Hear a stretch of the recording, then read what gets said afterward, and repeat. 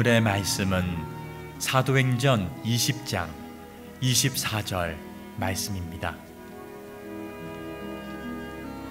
내가 달려갈 길과 주 예수께 받은 사명, 곧 하나님의 은혜의 복음을 증언하는 일을 마치려 하면은 나의 생명조차 조금도 귀한 것으로 여기지 아니하노라. 아멘.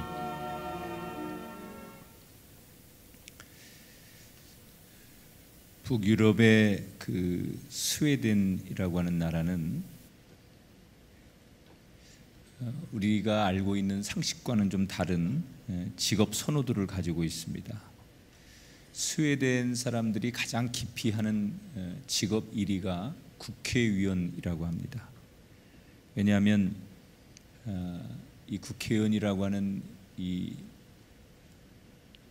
정치적인 직이 너무나 극한 직업이다 이렇게 인식이 돼서 스페인 사람들은 서로 이 국회의원직을 맡지 않으려고 한답니다.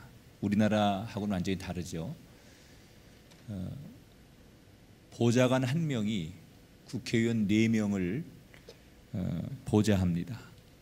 국회의원들의 집무실은 정말 아주 작고 소박한 그런 방에서 자기 스스로 모든 일을 처리합니다. 아주 열악한 환경 속에서 임기 동안 100건이 넘는 법안을 보통 발의하는데, 그러다 보니까 아주 시간도 또 환경도 어려운 가운데 지내게 된답니다. 그래서 대개 그 스웨덴 사람들은 너 국회의원 할래? 그러면 아주 손사래를 치고 너무 안 하려고 해서 그게 또 스웨덴의 문제라고 합니다.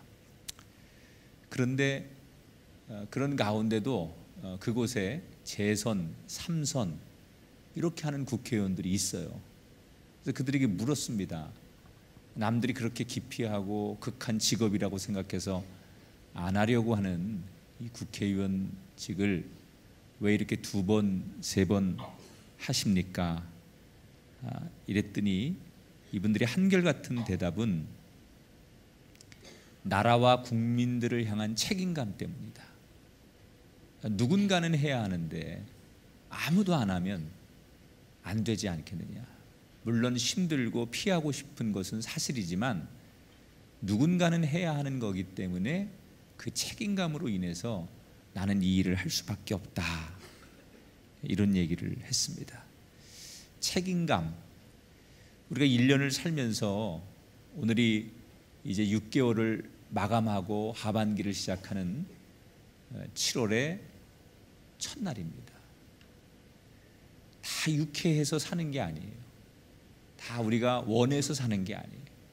우리에게 주어진 삶에 때로는 책임을 다하기 위해서 우리가 이 자리에 있고 우리 인생을 사는 거예요. 이 책임감이라고 하는 말을 성경에서는 조금 다른 말로 표현하면 사명이라고 표현을 하죠.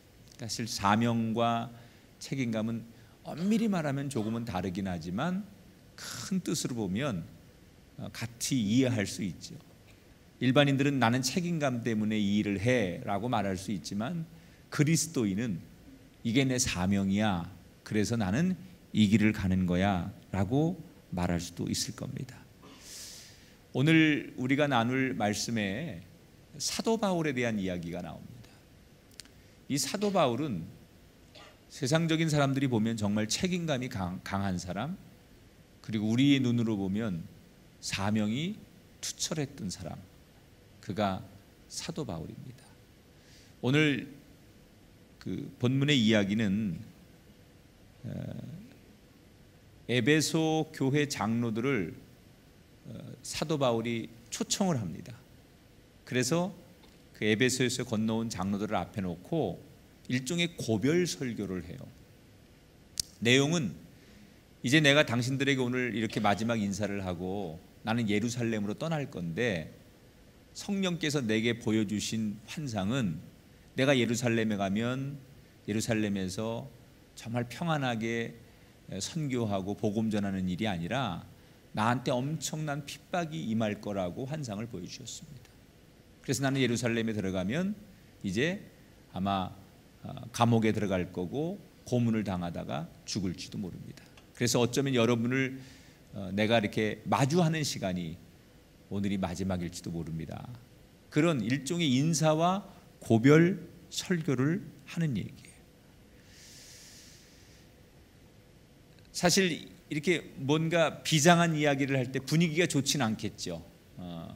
아마 예배석 교회 장로들을 초대해서 예배를 드릴 때 그 어느 때보다도 긴장되고 비장한 그런 예배를 드렸을 겁니다. 지금 사도 바울은 밀레도라고 하는 곳에 있는데 에베소에 있는 그 장로들을 초대했어요. 20장 17절에 보니까 바울이 밀레도에서 사람을 에베소로 보내어 교회 장로들을 청하니, 이 에베소 교회는 사도 바울이 3차 전도 여행을 할 때 에베소에 들려서 많은 시간 그 에베소 교회를 위하여 시간을 쏟고 거기에서 많은 사람들이 훈련이 돼서 장로가 되고 그리고 교인이 됐던 그런 교회예요. 그래서 사도 바울에게나 에베소 교회 교인들에게나 아주 서로가 애틋한 너무 좋은, 교인들은 그때 사도 바울이 3차 전도 여행을 할 때 에베소에 머물면서 자기들에게 말씀도 주고 예배도 드리고 은혜를 주었던 그때를 잊지 못하고 있고, 사도 바울 역시 많은 곳에 가서 교회를 세웠지만 에베소 교회에서 목회할 때를 너무 행복했노라고 서로 잊지 않는 좋은 추억이 있었어요. 그래서 참 관계가 좋았습니다. 그리고 아주 오랜만에 다시 반가운 장로들과 바울이 만나서 그동안에 있었던 여러 가지 일들을 회고하며 격려하는 가운데 사도 바울이 아주 어렵게 입을 떼는 거예요. 제일 먼저 사도 바울이 뭘 하느냐, 우리가 에베소에서 있었던 일을 회고합니다. 사역에 대한 19절부터 21절에 나오는 말씀이 바로 그 말이에요. 곧 모든 겸손과 눈물이며 유대인의 간계로 말미암아 당한 시험을 참고 주를 섬긴 것과 유익한 것이 무엇이든지 공중 앞에서나 각 집에서나 꺼리낌이 없이 여러분에게 전하여 가르치고 유대인과 헬라인들에게 하나님께 대한 회개와 우리 주 예수 그리스도에 대한 믿음을 증언한 것이라. 내용을 정리하면 자기를 비방하고 음해하려는 사람들이 있어도 맡겨진 그 복음 때문에 책임을 져버리지 않았다.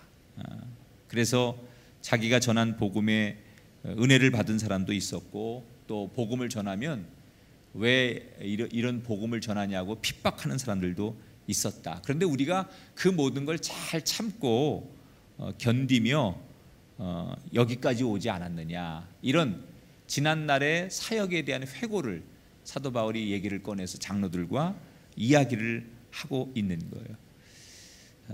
그리고는 조금 전에 말씀드린 대로 자신의 입장을 정리해요. 어쩌면 내가 여러분에게 이렇게 설교하고 오늘 여러분을 마주대야 하는 게 마지막이 될 것 같습니다.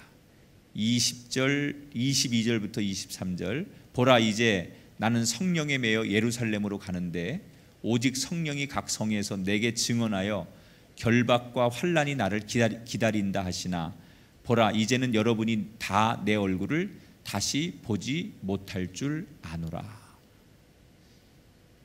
유언과도 같은 그런 폭탄 선언을 하니까 에베소 교회 교인들이 가슴이 철렁했어요. 그래도 영적인 지도자고 자신들에게 늘 은혜를 주고 에베소 교회가 문제가 있으면 늘 나타나서 그 문제를 잘 해결해 주던 영적 지도자인 사도 바울이 이제 나 만날 수 없을지도 모른다. 내가 가면 고난과 핍박이 나를 기다리고 있기 때문에 나는 그리로 가야 한다. 이 말에 장로들이 가슴이 철렁대려 앉았어요. 여러분, 사도 바울은 정말 이 에베소 교회 장로들에게 고별 설교를 한 뒤에 예루살렘으로 가서 자기가 말한 대로 오해하는 유대인들에게 잡히죠. 그리고 고난을 당하고 순교를 합니다. 저는 이 대목에서 사도 바울은 이미 자기가 어떤 어려움이 일어날 걸 정확히 알고 있었어요. 물론 성령께서 그걸 가르쳐 주셨기 때문에 알았다, 사도 바울이 그렇게 얘기하는데, 내가 오늘 이 자리를 떠나서 이리로 가면 어떤 어려움이 나를 기다리는지 너무 잘 알고 있었어.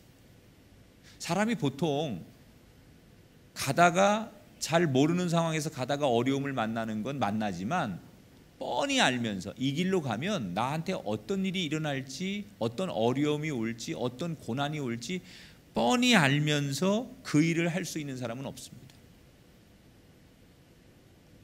에이, 그런 일 없겠지, 설마 나한테는 안 일어나겠지, 뭐 이 정도의 위로와 자기를 생각하는 마음에서 그 길을 가는 거지, 이거 틀림없이 이런 고난과 핍박이 나한테 있을 거야, 이걸 알면서도 그 일을 하는 사람은 없어요.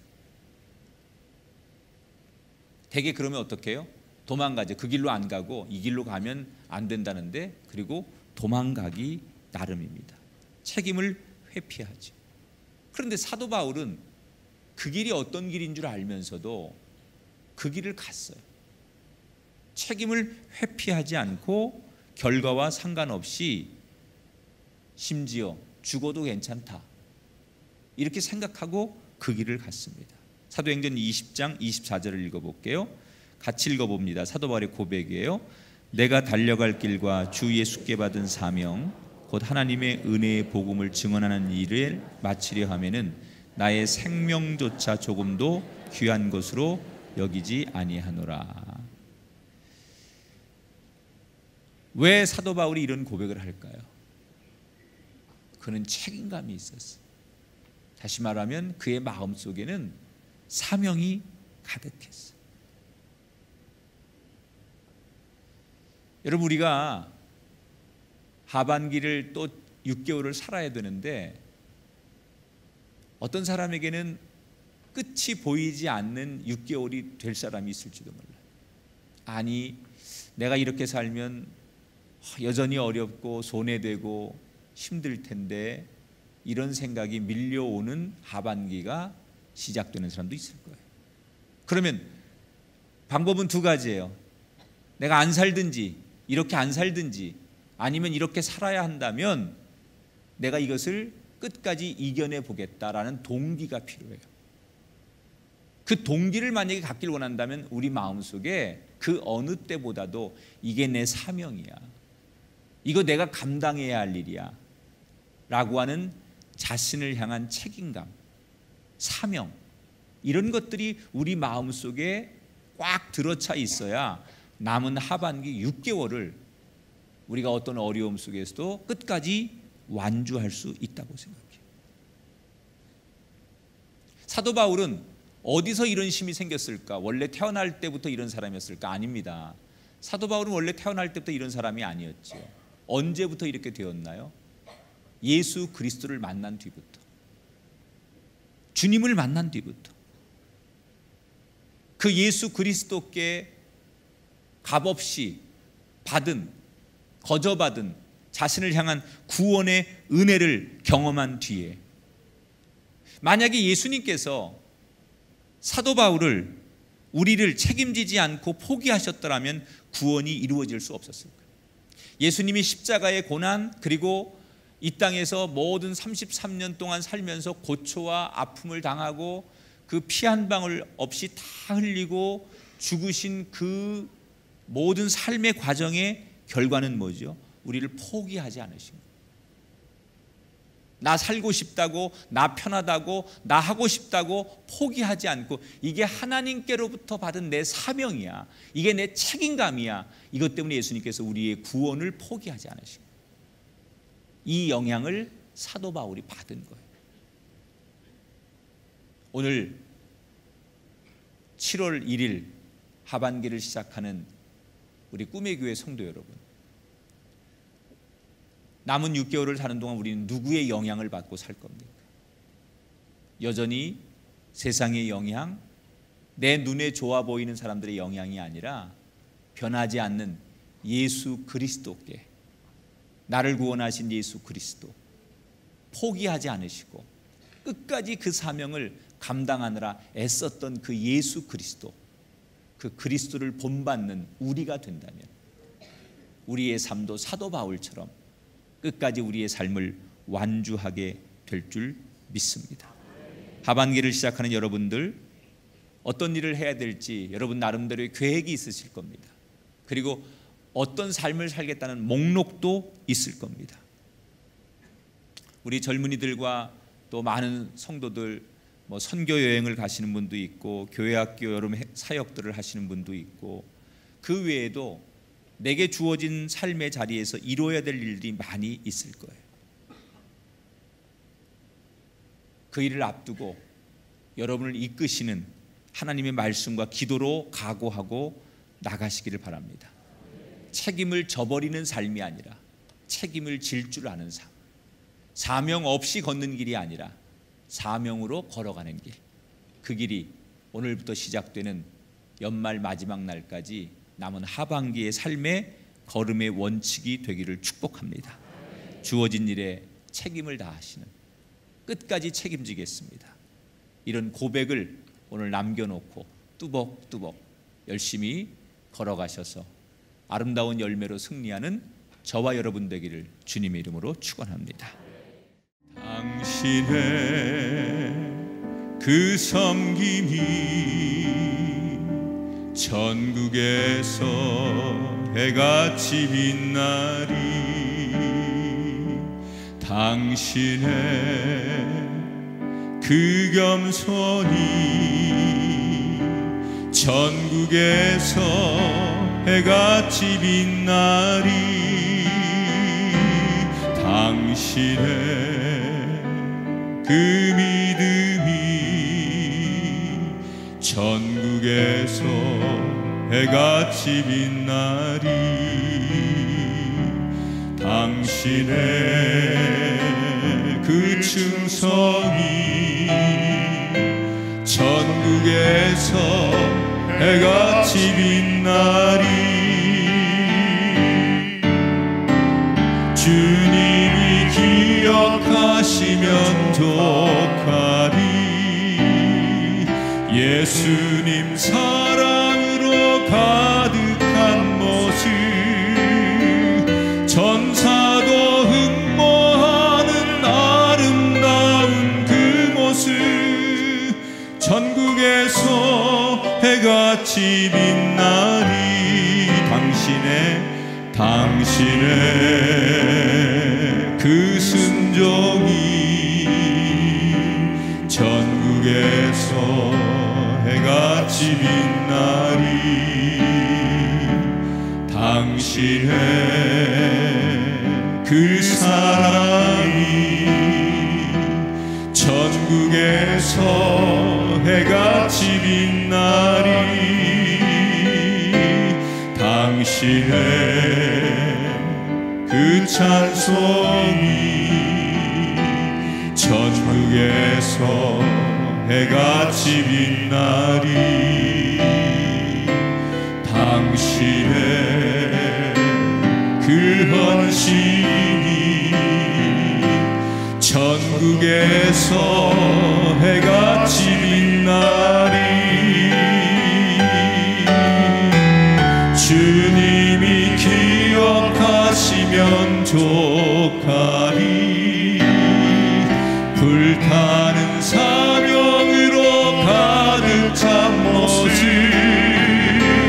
전사도 흠모하는 아름다운 그 모습, 전국에서 해같이 빛나리.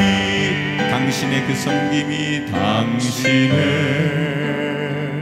그 섬김이 천국에서 해같이, 천국에서 해같이 빛나리. 당신의 그 겸손이, 당신의 그 겸손이 천국에서 해같이 빛나리. 당신의 그 믿음이, 당신의 그 믿음이 전국에서 해같이 빛나리. 당신의 그 충성, 당신의 그 충성이 천국에서 해같이 빛나리. 주님이 기억하시면 족하리.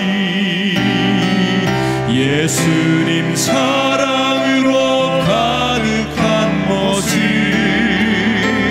천사도 흠모하는 아름다운 그 모습,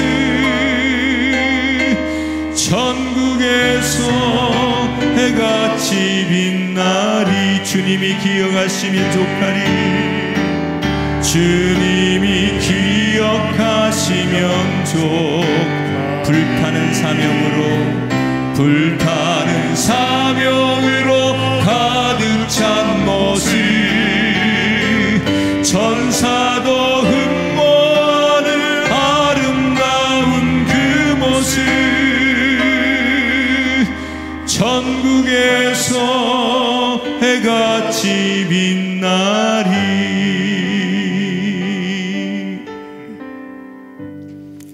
함께 기도하겠습니다. 하반기를 시작하는 7월의 첫날, 하나님 앞에 이 새벽에 많은 성도들이 진실한 마음으로 엎드렸습니다. 주여, 우리를 긍휼히 여겨주시고 우리를 사랑하여 주옵소서. 전반기에도 그러셨던 것처럼 우리 믿음의 성도들이 세상에서 말씀으로 승리하게 하시고 저들을 통해 하나님의 영광이 드러나는 삶이 되도록 인도하여 주옵소서. 성령의 능력이 저들 위해 나타나게 하셔서 저들이 끌려가는 삶이 아니라 세상을 끌고 가는 귀한 삶이 되게 하여 주옵소서.